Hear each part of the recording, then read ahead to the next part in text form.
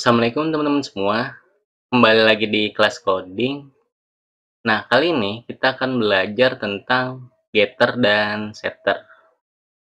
Nah, oke, kita langsung aja. Nah, di sini saya sudah mempunyai kelas user. Nah, selanjutnya saya akan buat propertinya ya teman-teman. Misalnya username dengan tipe data string. Lalu coba kita isi kelas coding. Selanjutnya kita buat getternya. Nah, teman-teman bisa menggunakan metode get. Nah, di Kotlin, teman-teman bisa menggunakan yang namanya field. Nah, field ini dia seperti memory address ya, teman-teman. Jadi dia akan merujuk ke propertinya. Nah, metode get ini digunakan untuk mengambil nilai yang ada di properti username-nya. Otomatis dia akan mengambil nilai kelas coding. Coba kita panggil di fungsi mainnya. Oh iya teman-teman, nah di Kotlin teman-teman bisa membuat fungsi get aja maupun set. Berbeda dengan Java ya. Jadi di Java itu teman-teman harus menggunakan keduanya, get dan set. Nah di Kotlin itu opsional ya. Coba sekarang kita coba fungsi get dulu ya teman-teman. Pertama kita instansiasi dulu user sama dengan user. Nah untuk mencetaknya kita langsung print line aja user.username. Coba kita run hasilnya.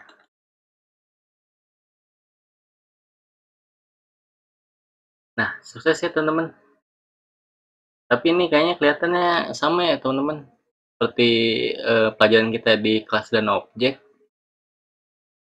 Nah, jadi untuk mengetahui kalau metode get ini dipanggil, coba kita buat statementnya.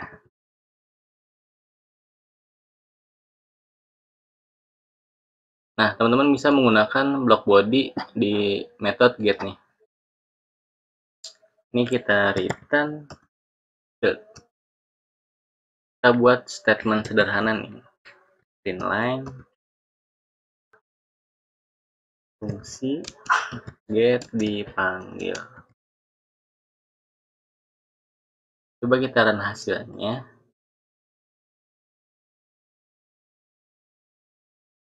Nah, sukses ya teman-teman. Otomatis username ini itu properti kelas yang kita ambil nilainya dengan fungsi get. Nah, teman-teman juga bisa mengganti atau men-setting nilainya menggunakan fungsi setter. Nah, untuk parameter ini teman-teman bisa ganti namanya. Misalnya apa nih? Result. Itu nggak apa-apa. Itu nggak akan mempengaruhi nilainya. Tapi kita membuat value aja ya. Nah, misalnya field-nya kita ubah menjadi value to uppercase. Nah, seperti ini. Nah, untuk men-settingnya, nah kita menggunakan variabel objeknya username dan kita beri nilai yang baru nih. Misalnya Mas Ali. Coba kita run hasilnya.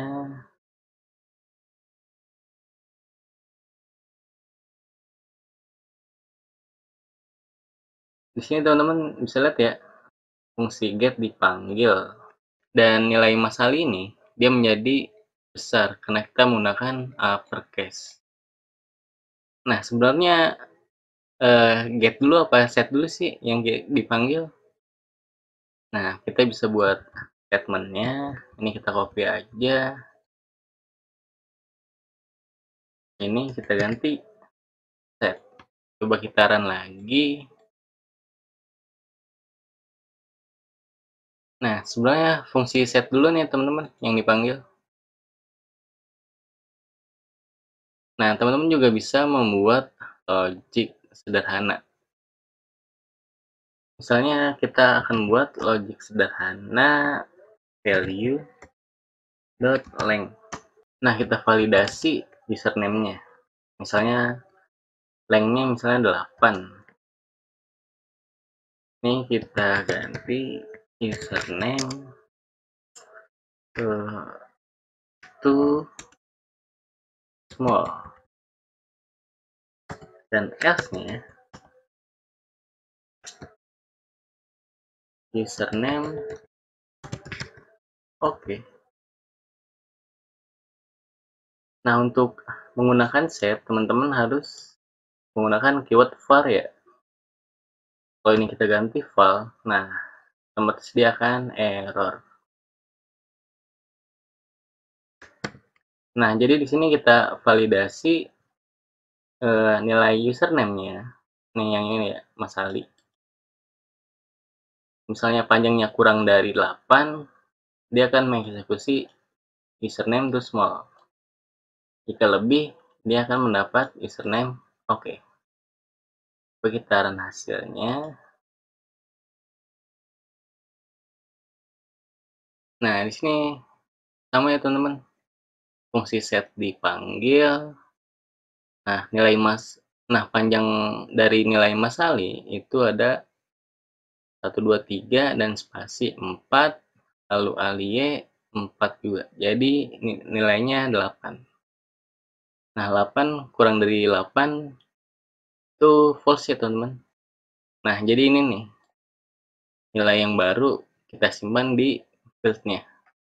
Lalu fungsi get-nya kita panggil dan otomatis dia mereturn nilai field-nya yang sudah berisi username oke.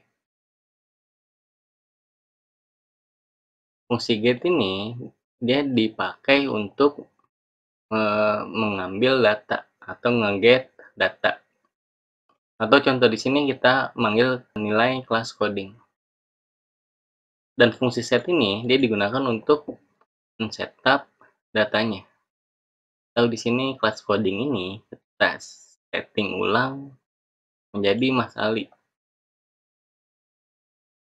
Oke, mungkin ini teman-teman contoh sederhananya kita menggunakan getter dan setter pada Kotlin. Semoga paham dan semoga bermanfaat. Terima kasih.